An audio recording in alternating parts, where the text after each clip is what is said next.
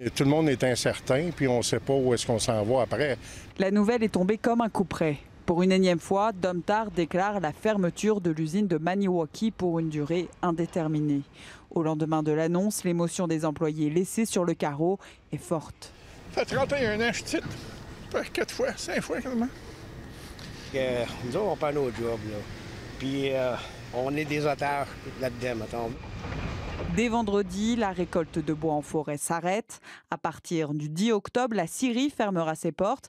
Les opérations de rabotage seront les dernières à s'arrêter d'ici la fin du mois de novembre.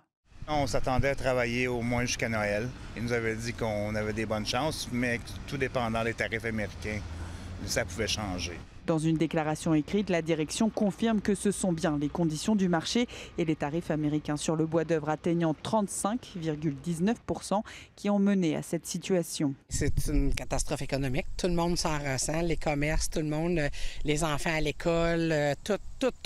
La fermeture de l'usine touche plus d'une centaine d'employés. C'est sans compter les travailleurs et entrepreneurs forestiers indépendants.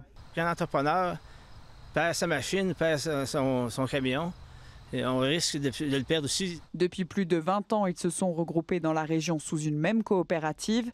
Eux n'auront accès ni aux formations, ni au chômage. Les propriétaires, c'est des milliardaires. Nous aussi, on marche dans une économie. L'effet boule de neige de cette fermeture provoque des craintes dans bien des secteurs, y compris celui de la vente et de l'entretien de véhicules. On fait beaucoup de réparations de maintenance.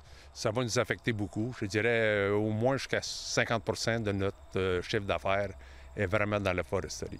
Malgré un sombre portrait de la situation, les acteurs du milieu voient encore de la lumière au bout du tunnel. Nombreux sont ceux qui espèrent que cette nouvelle permettra notamment de relancer les discussions autour d'une exploitation différente de la forêt. Là, il faudra avoir un projet de loi clair, là.